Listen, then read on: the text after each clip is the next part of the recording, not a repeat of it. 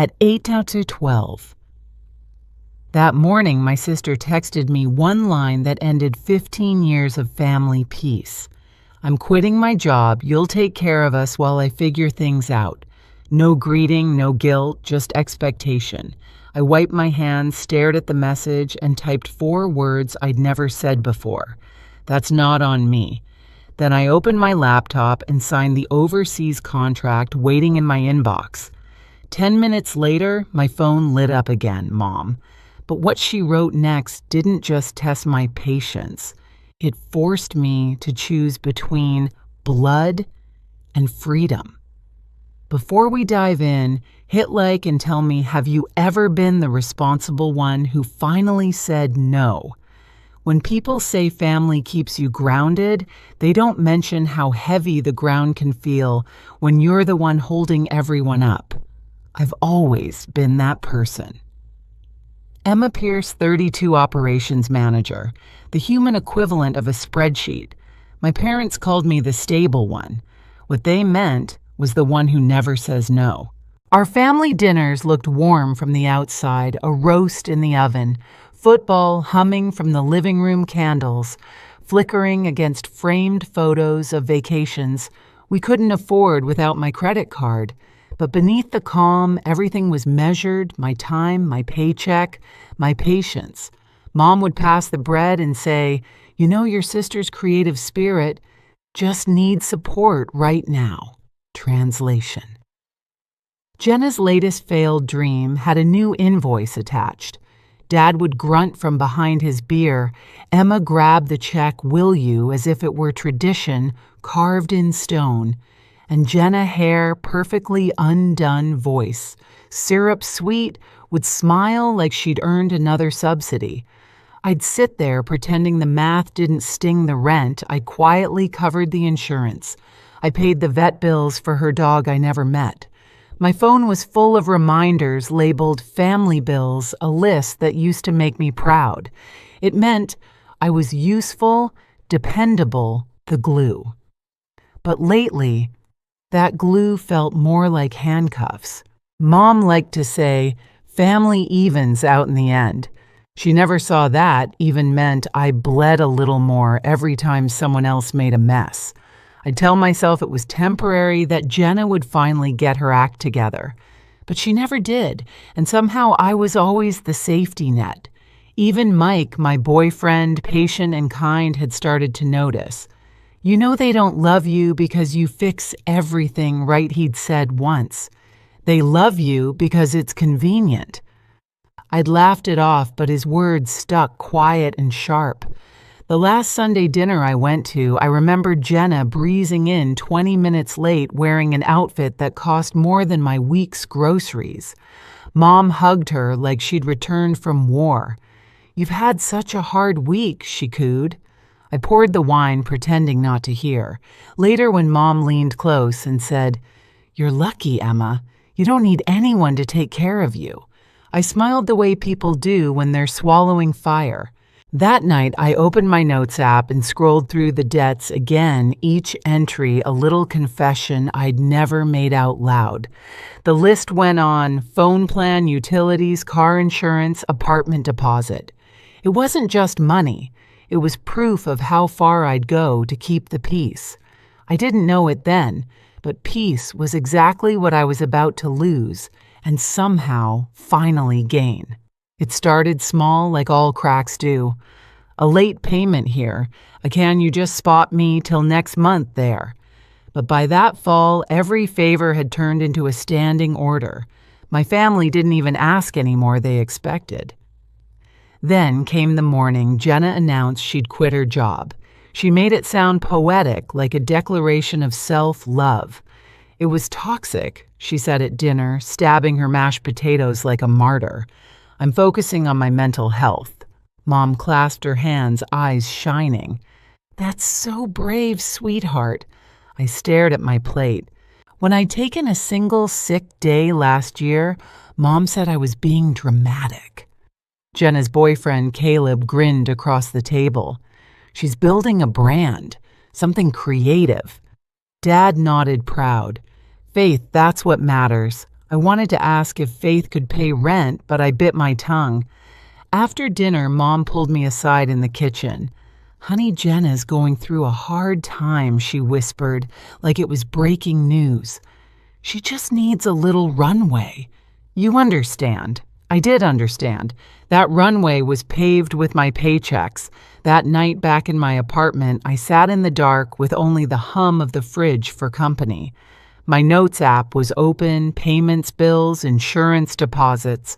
I scrolled through the numbers until they blurred. It wasn't a ledger anymore. It was a map of my own exhaustion. 2 weeks later, the text came, the same one that cracked everything wide open. 8:12 a.m. The morning light was soft, harmless. My phone buzzed on the counter. "I'm quitting my job. You'll take care of us while I figure things out." No greeting, no guilt, just assumption. I stared at it for a long time, toothbrush still in my mouth. For years, my instinct had been to fix, to send money, to smooth over the chaos.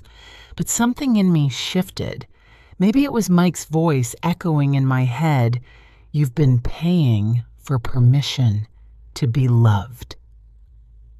I wiped my hands, opened the message, and typed 4 words. "That's not on me." My fingers trembled as I hit send. It felt like pushing a button that could blow up the only bridge I'd ever known. Silence. No reply. Just the faint hum of the bathroom fan and my own heartbeat. I walked into the living room, still half stunned. On my laptop screen was the Dublin contract I'd been too afraid to sign. I hovered over it. For months, I'd made excuses. Mom would panic. Jenna would crumble. Dad would guilt-trip me.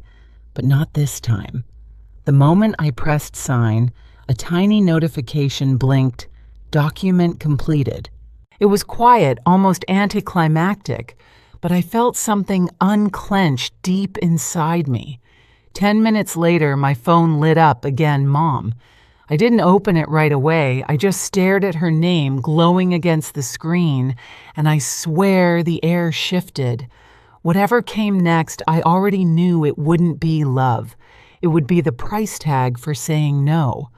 Mom's text came exactly 10 minutes later, like clockwork. "If you won't help your sister, don't come to Thanksgiving." I stared at it until the screen dimmed. For years, those words would have crushed me. Not because I cared about the turkey or the small talk, but because exclusion meant guilt, and guilt was how they kept me in orbit. But this time I laughed, softly, almost in disbelief. "That's supposed to scare me," I whispered to no one, "but it feels like freedom." I sat down at my desk, opened my laptop, and looked at the contract confirmation still glowing from earlier Dublin. Housing included. Start date, Monday. It felt like a life I'd only daydreamed about now, quietly waiting for me to choose it. For the first time, I realized my family didn't just drain my bank account, they drained my ability to imagine life without them. That was about to change. I opened another tab, my online banking. My pulse quickened, not from fear, but focus. One by one, I scrolled through the recurring payments I'd carried for years. The family phone plan, Jenna's car insurance, utilities tied to my parents' house, cancel, remove, deactivate. Each click was small but seismic. I half expected lightning to strike or Mom to burst through the door. Instead, there was only silence. Clean, almost peaceful. My phone buzzed again. A voicemail from Aunt Rose. "This time, sweetheart family gives and receives. Maybe you can give a little more this season. God will bless you back tenfold. Delete." Mike called later that night. His voice was warm, steady. "You did it, didn't you?" "I think so," I said. I finally said no. "You didn't say no," he corrected gently. "You said yes to yourself." That line stuck. After we hung up, I started a new document labeled Exit Plan. I typed it in bold. Underneath, I listed every step like instructions for survival. Remove my name from their phone plan, unlink Jenna's car insurance, cancel utilities at the parents' house, freeze shared credit lines, transfer savings to a new account. Each line tightened a knot I hadn't realized was still loose. When I finished, I sat back and exhaled. For the first time in years, my life didn't look like a to-do list written for someone else. Still, the old habits tugged at me. I kept checking my phone, expecting Mom to call, expecting an apology that never came. By midnight, 23 unread messages blinked on my screen. None of them said, "I'm proud of you." Most said some version of, "You'll regret this." Maybe I would, but regret at least would finally belong to me. As I shut my laptop, the doubling contract notification blinked again, a reminder. Flight confirmed. 5 days. I whispered it out loud, testing the sound. 5 days till freedom. Mom didn't wait long to escalate. By the next morning, my phone was a war zone. Group texts, missed calls, guilt dripping from every message. Mom, family meeting tonight. Dad, we expect you here at 7. Jenna. Don't make this harder than it already is. It was astonishing how fast they could turn "please help" into "how dare you." I stared at the screen for a long time before typing the simplest answer of my life. I won't be there. Almost instantly, the typing bubbles appeared. Mom, you will. Jenna, you're unbelievable. Dad, watch your tone. I silenced the chat and turned my phone face down. The quiet felt holy. At 6:52 p.m., the doorbell rang anyway.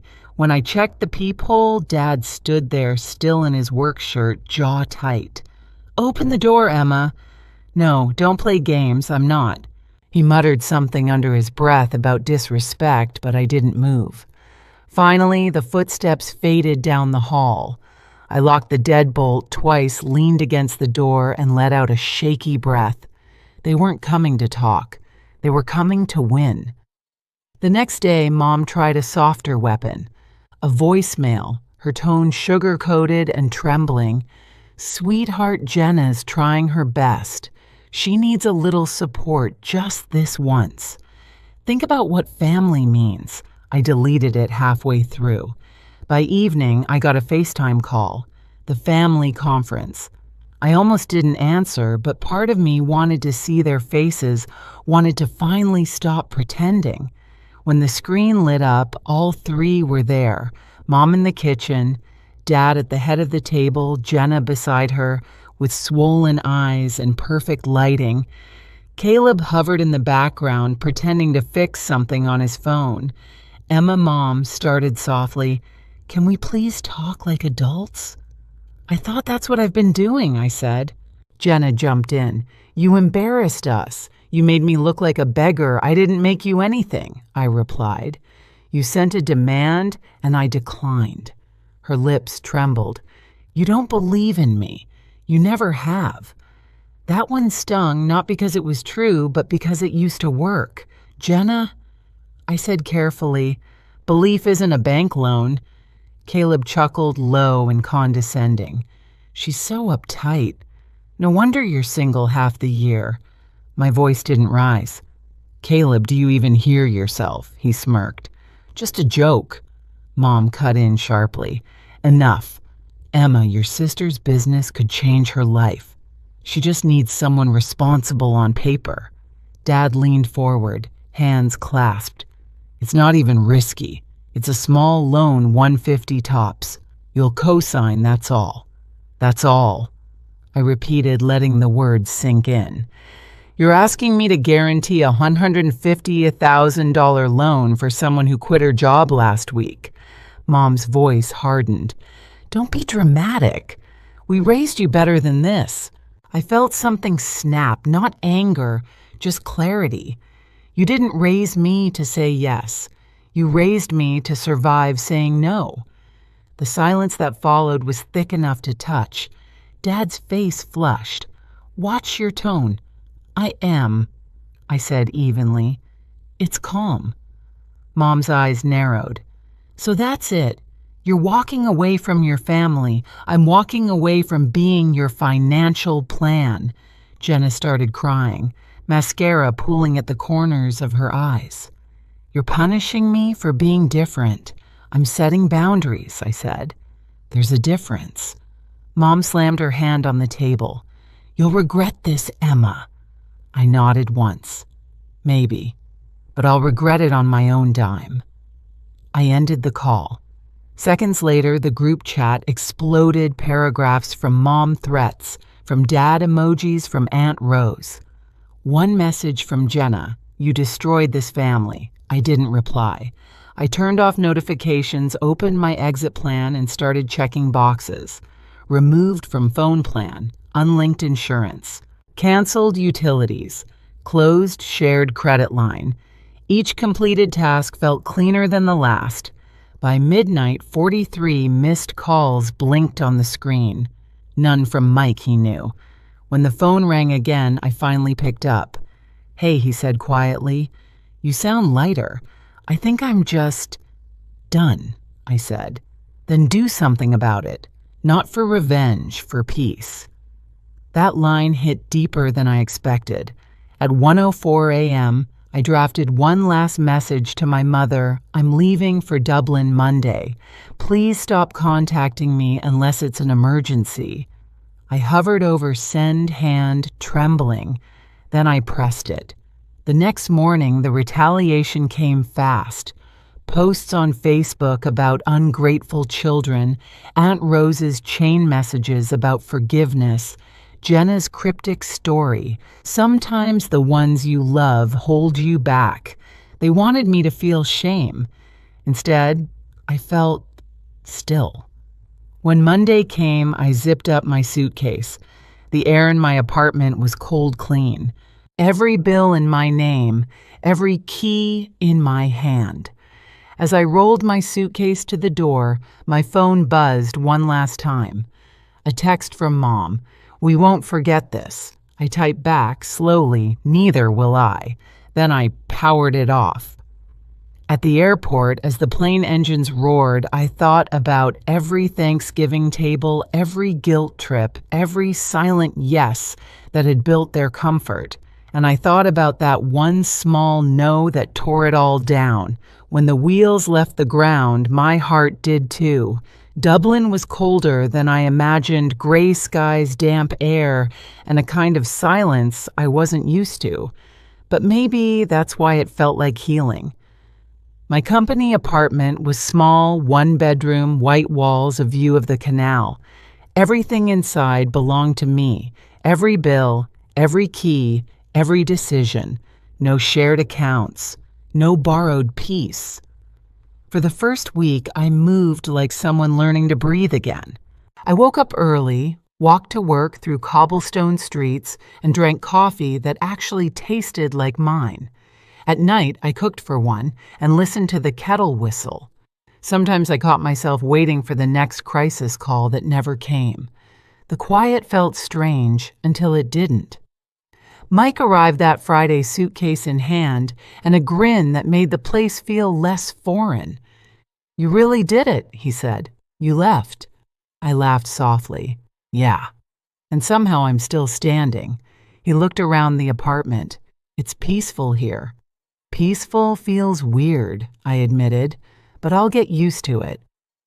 We ate dinner on the couch, candles flickering against the rain-streaked window. My phone sat face down on the table, silent. When I finally picked it up, there were no new messages. For the first time in years, the absence of noise felt like a blessing. Days turned into weeks.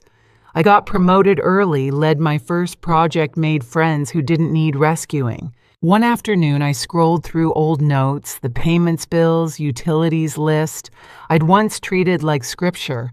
At the bottom, I added one final line, debt cleared emotionally and otherwise. A month later, Mom left a voicemail. Her tone was softer this time. We're fine, sweetheart. Jenna found part-time work. Your dad says hi. I didn't call back, but I smiled anyway. Distance was doing what love never could. It made things kinder. Sometimes I'd stand by the window watching the canal lights ripple. The old Emma would have felt guilty for feeling okay. The new one just whispered, "I earned this." Sunday morning sunlight spilled across the kitchen table, catching the steam from my coffee. No buzzing phone, no new demands, just quiet. I thought about that first text, the one that ended 15 years of family peace. "You'll take care of us." Maybe once I would have, but not anymore. I used to mistake being needed for being loved. Now I know real love doesn't drain you, it steadies you. I looked out over the Dublin skyline, smiling to myself. Peace didn't come with fireworks, it came with silence. If you've ever chosen peace over guilt, share your story below. You're not alone.